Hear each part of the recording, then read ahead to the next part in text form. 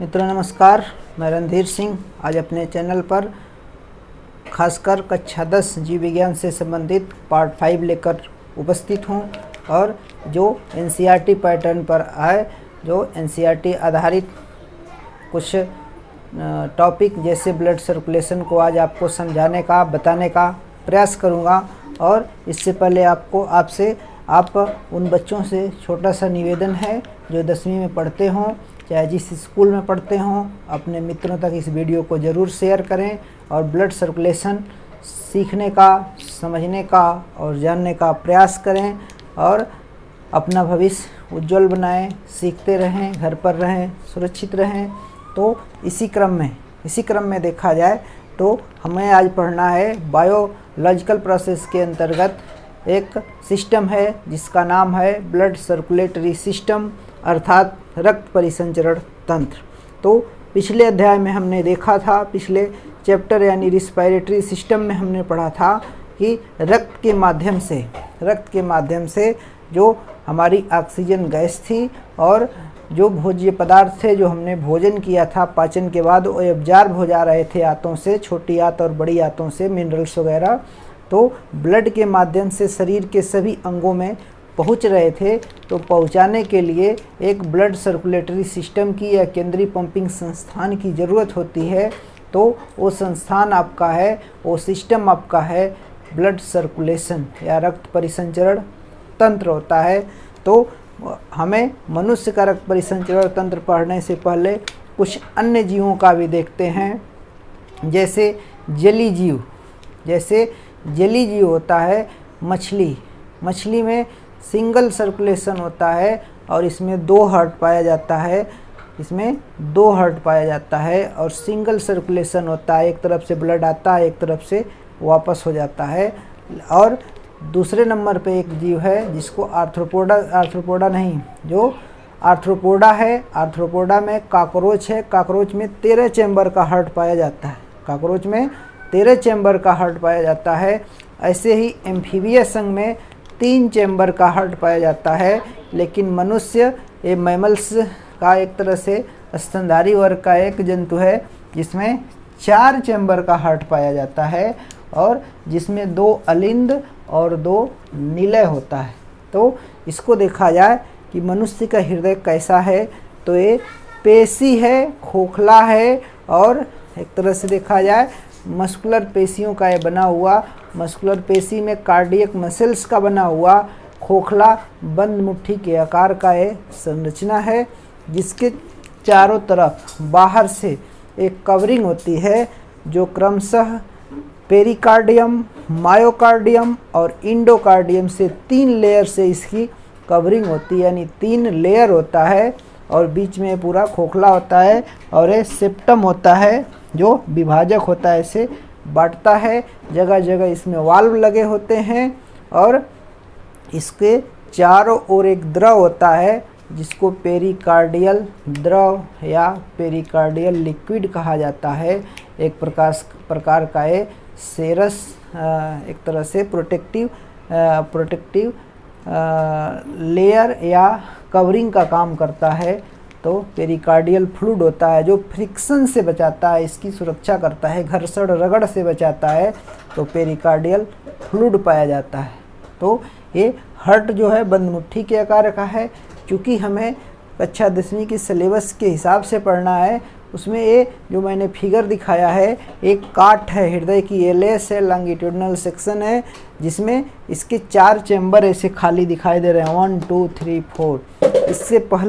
इससे पहले अगर देखा जाए तो इसका कैसे इसमें ब्लड आता है, कहाँ जाता है, इसका सर्कुलेशन का डायरेक्शन जानना है कि कैसे कहाँ पंप होता है और कहाँ से कहाँ क्या जाता है, कौन सा अंग कहाँ उपस्थित है। तो ये वाला ये जो पोर्शन होता है ये आपका एपेक्स पोर्शन होता है, ये हल्का सा नुकीला, और ये ब्रॉड वाला पोर्शन होता है।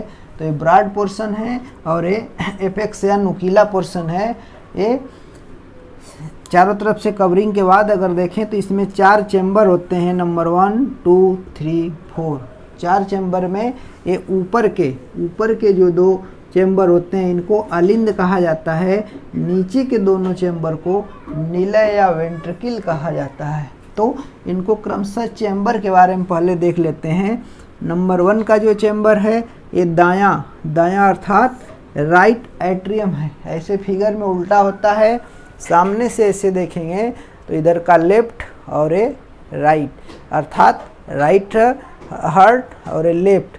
तो एट्रियम और वेंट्रिकल में बटा है, अलिंद और निलय में बटा है। तो इधर का राइट एट्रियम और राइट वेंट्रिकल, और इधर लेफ्ट एट्रियम लेफ्ट वेंट्रिकल, इस तरह से होगा। तो पहला चैम्बर है आपका ये दायां अलिंद अर्थात राइट एट्रियम, यानी आपका ये चैम्बर नंबर 1। दूसरा चैम्बर है ये वेंट्रिकल है, नीचे वेंट्रिकल होते हैं, ऊपर एट्रियम होते हैं। तो ये है आपका दायां निलय अर्थात राइट वेंट्रिकल, दूसरा चैम्बर। फिर एक चैम्बर ये है, इसको कहा जाता है लेफ्ट एट्रियम अर्थात बायां निलय, लेफ्ट एट्रियम या बायां निलय कहा जाता है। और चौथा ये सबसे बड़ा चैम्बर होता है, इसको एक तरह से बायां निलय या लेफ्ट वेंट्रिकल कहा जाता है। यही सबसे बड़ा चैम्बर होता है और सबसे ज़्यादा इस पर प्रेशर होने के कारण ये इसकी वाल मोटी होती है। इसकी वाल मोटी होने के कारण हार्ट बाईं तरफ झुका हुआ महसूस होता है। इसकी वाल की जो कवरिंग होती है उसका थिकनेस ज़्यादा होता है, अर्थात वो मोटा ज़्यादा होता है। क्योंकि इसमें प्रेशर ज़्यादा होता है, प्रेशर को मेंटेन करने के लिए नेचुरली इसकी जो कवर है, वाल है, यहाँ पर मोटी होती है, जैसा कि चित्र से आपको दिखाई दे रहा है। तो चौथा चैम्बर लेफ्ट वेंट्रिकल होता है। अब देखिए 4 चैम्बर के बारे में हमने समझ लिया। अब देखते हैं कि ब्लड यहाँ कैसे आता है, कहाँ जाता है। तो ऊपर हमने ये दिखाया है तीर के माध्यम से, यहाँ से ये है अग्र महाशिरा या सुपीरियर वेना कावा कहा जाता है। ये एक प्रकार का महाशिरा है। क्या है? महाशिरा है। ये ऊपर के हार्ट के ऊपर जितने अंग हैं, शरीर के ऊपर के अंगों से अशुद्ध रक्त को इकट्ठा करके ले आने का काम करती है। नंबर 1 यानी राइट एट्रियम में। दूसरा क्या होता है? ये है आपका पोस्टीरियर वेना कावा अर्थात पश्च महाशिरा। पोस्टीरियर वेना कावा अर्थात पश्च महाशिरा ये हार्ट के जो नीचे के जितने अंग होते हैं, पैर वगैरह हुए, इधर आंत हुए, तो इन सबों से एक क्या करता है, अशुद्ध रक्त को इकट्ठा करके ये ले जाता है। इधर शरीर से नीचे से जितने अंग होते हैं सबको ले आता है, यहाँ पर लाने का प्रयास करता है, अर्थात ये राइट एट्रियम में लाने का प्रयास करता है। राइट एट्रियम से हमने तीर के माध्यम से दिखाया है कि ये ब्लड आता है दायां निलय अर्थात राइट वेंट्रिकल में आता है। और वेंट्रिकल में जब ब्लड आता है तो इसमें डायस्टोल होता है, अर्थात ये फैलता है, ब्लड भर जाता है। फिर सिस्टोल होता है, अर्थात ये सिकुड़ता है, तो ये वाल्व यहाँ से बंद हो जाते हैं। ये यूनिडायरेक्शनल होते हैं वाल्व जो होते हैं, बाइक स्पीड वाल्व है, यूनिडायरेक्शनल है, केवल एक तरफ वाल्व से हवा आती है या ब्लड आ रहा है, जो भी आ रहा है यूनिडायरेक्शनल है। तो ये जब सिकुड़ेगा तो यहाँ पर एक ट्राइक स्पीड वाल्व है, ये एक नली जैसी रचना दिखाई दे रही है, आगे आने पे 2 भागों में बढ़ गई है, जिसको पल्मोनरी वेंस कहा जाता है। पल्मोनरी एक तरह से पल्मोनरी वेंस नहीं, पल्मोनरी धमनी है। ये पल्मोनरी आपकी फुफ्फुस कहा जाता है, फुफ्फुस धमनियाँ कहा जाता है, अर्थात पल्मोनरी आर्टरीज में पंप कर दिया जाता है। अर्थात देखा जाए तो पल्मोनरी आर्टरी शरीर की एक ऐसी आर्टरी है जिसमें अशुद्ध रक्त होता है, अर्थात ऑक्सीजन की मात्रा कम होती है। तो ये आगे आने के बाद 2 भागों में बढ़ जाता है, एक दायां और एक बायां, अर्थात ये बायां में इधर बायां है, इधर दायां है। तो ये आ जाता है आपका राइट लंग्स। ये पल्मोनरी धमनी इधर आ गई, यानी दाहिने आ गई, तो दाहिने फेफड़े में अशुद्ध रक्त को ले जा रही है, और ये बाईं तरफ मुड़ जाती है, तो ये बाएं फेफड़े में अर्थात लंग्स में अशुद्ध रक्त को ले जाती है। श्वसन तंत्र में हमने पढ़ा कि फेफड़े के अंतर्गत एक संरचना होती है जिसको एल्ब्यूलाई कहते हैं, अंगूर के गुच्छे समान फूले हुई रचना थी, उसमें गैसों का एक्सचेंज हो रहा था, आदान प्रदान हो रहा था। यहीं से जब एक्सचेंज होगा तो हीमोग्लोबिन ब्लड में एक कंपोनेंट होता है, पिगमेंट होता है, जिसके कारण ब्लड रेड कलर का दिखाई देता है, उसका नाम होता है हीमोग्लोबिन Hb। हीमोग्लोबिन इसको Hb से दर्शाया जाता है, Hb से दर्शाया जाता है हीमोग्लोबिन। तो हीमोग्लोबिन ऑक्सीजन के 4 मॉलिक्यूल को एक तरह से कैरी करता है, उसके साथ बाइंडिंग करता है, बंध बनाता है, बांड बनाता है, और फेफड़े से ये यहाँ पर है पल्मोनरी वेंस अर्थात फुफ्फुस सिराएँ। पल्मोनरी वेंस अर्थात फुफ्फुस सिराएँ, ये फुफ्फुस सिराओं के माध्यम से चैम्बर नंबर 3 जो मैंने दर्शाया है इसमें, अर्थात इसका नाम है बायां अलिंद। बायां अलिंद अर्थात लेफ्ट एट्रियम में आता है, और लेफ्ट एट्रियम से फिर बाइकस्पीडिया, इसी को मिट्रल वाल्व भी कहा जाता है। ये मिट्रल वाल्व खुल जाता है और ये सबसे बड़ा चैम्बर जिसका नाम है लेफ्ट वेंट्रिकल, हार्ट का सबसे बड़ा चैम्बर, और इसकी वाल सबसे मजबूत होती है। इसी चैम्बर में सबसे ज़्यादा प्रेशर होता है, और यहाँ से फिर जब ये भर जाता है, यहाँ पर भी सिस्टोल और डायस्टोल होगा, सिकुड़ना और फैलना। तो फैल गया, ब्लड इसमें आ गया।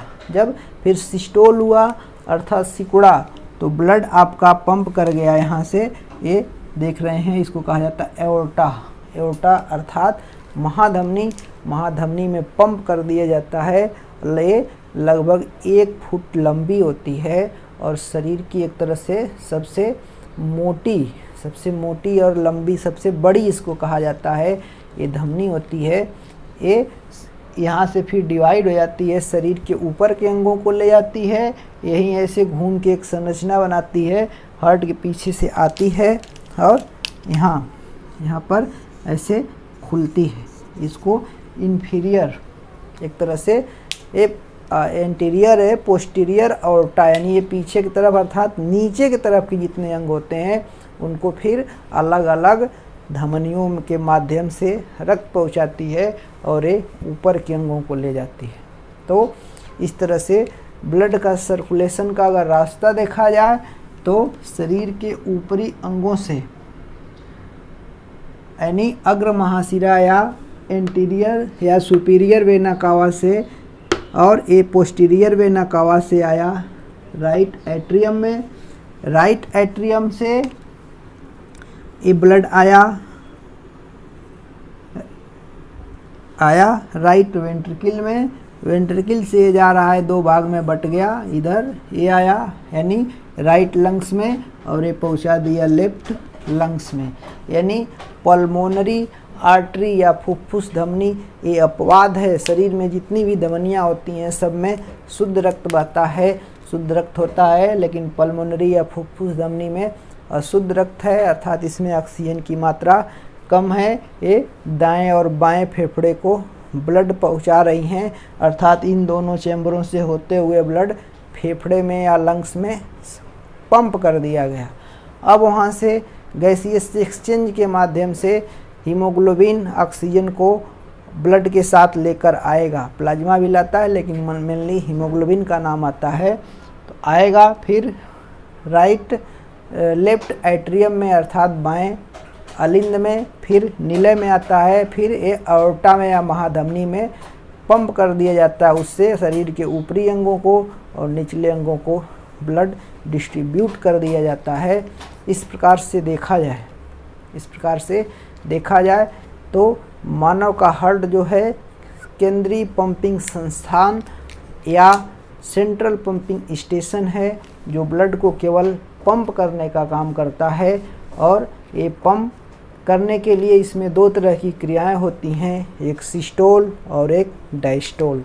तो सिस्टोल के तहत इसका जो पार्ट होता है या एक चैम्बर जो होता है, उस चैम्बर में जो चैम्बर बढ़ेगा, जिसका आयतन बढ़ेगा तो उसमें ब्लड आता है। जब सिकुड़ता है मतलब सिस्टोल होता है तो उसमें से ब्लड दूसरे चैम्बर में या धमनी सिरा में जहाँ जाना है वहाँ जाता है।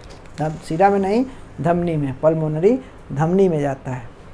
तो इसमें सिस्टोल डायस्टोल, सिस्टोल डायस्टोल अर्थात देखा जाए तो पंपिंग स्टेशन है और पल्सेशन करता है, पल्स इसमें होती है, पल्स उत्पन्न होती है और इसके माध्यम से ब्लड शरीर के सभी अंगों को पहुंचा दिया जाता है। इस तरह से सेंट्रल पंपिंग स्टेशन हार्ट है, बिना रुके बिना थके आजीवन जीवन पर्यंत अपना काम ये करता रहता है।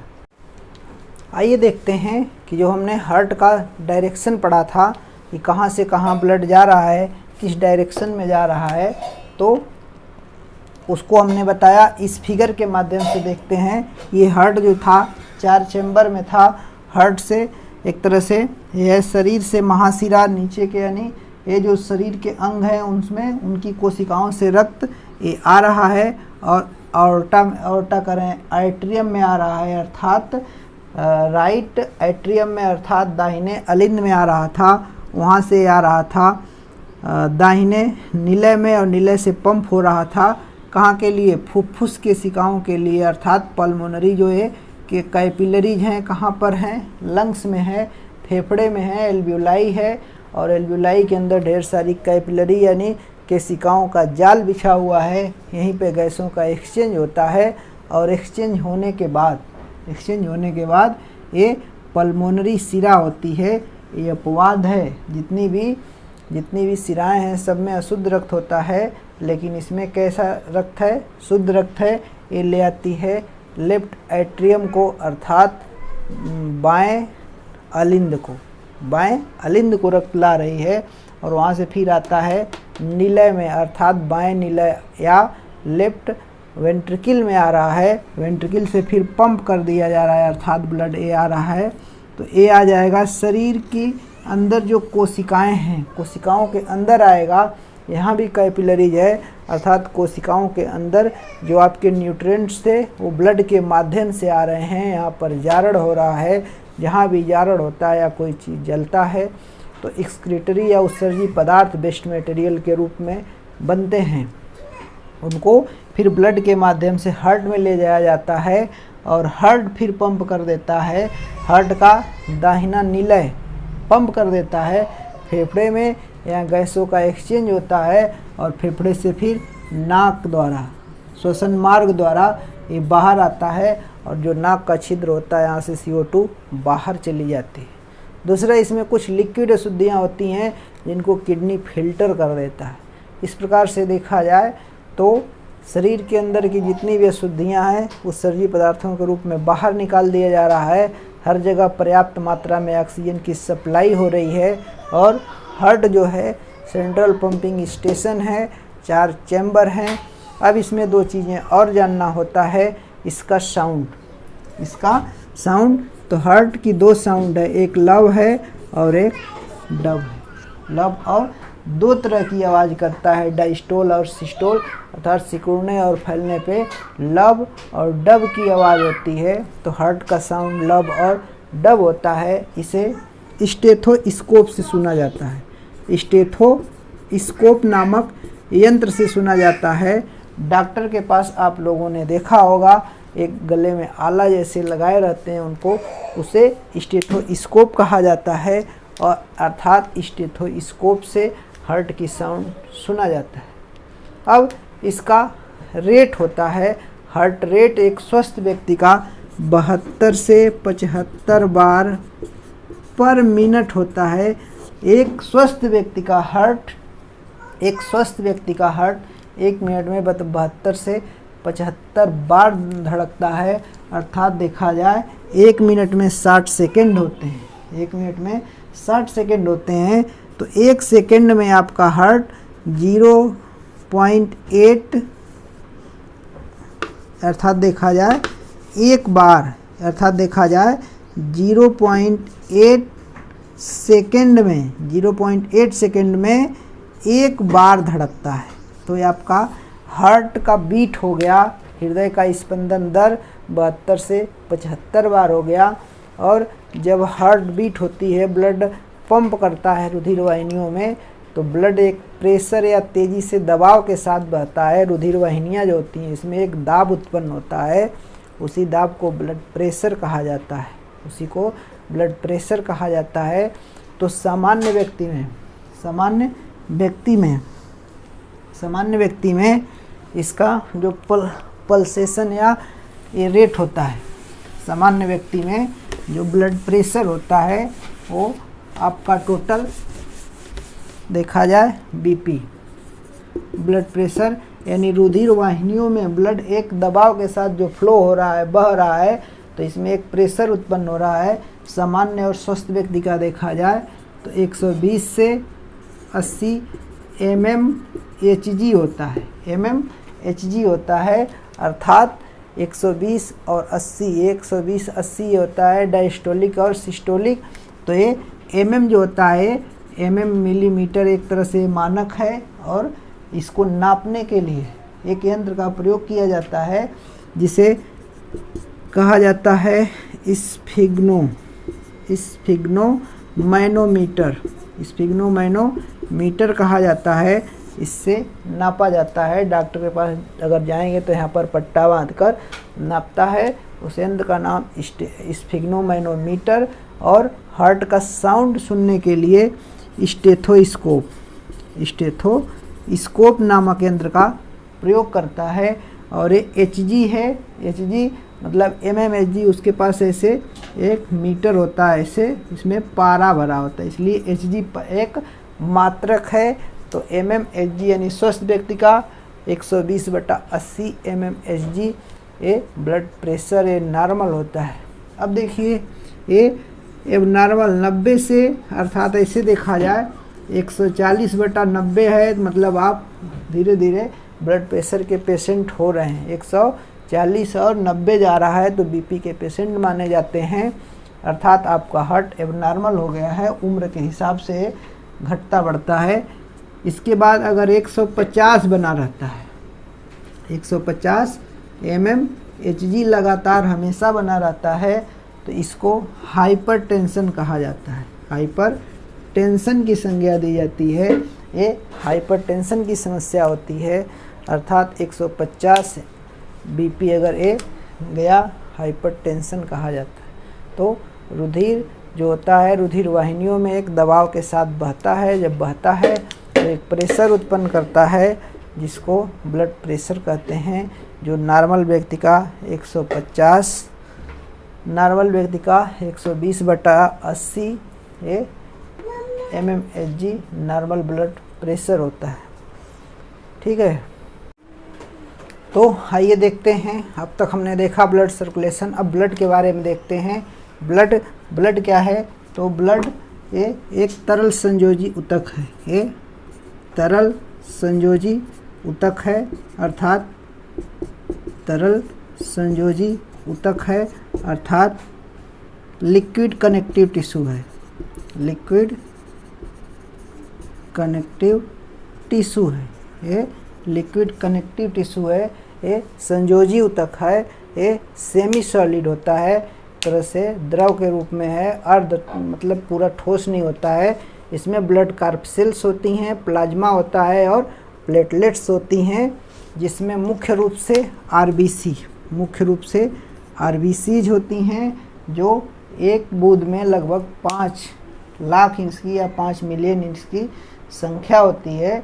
54 लाख एक तरह से कहा जा सकता, 54 लाख नहीं,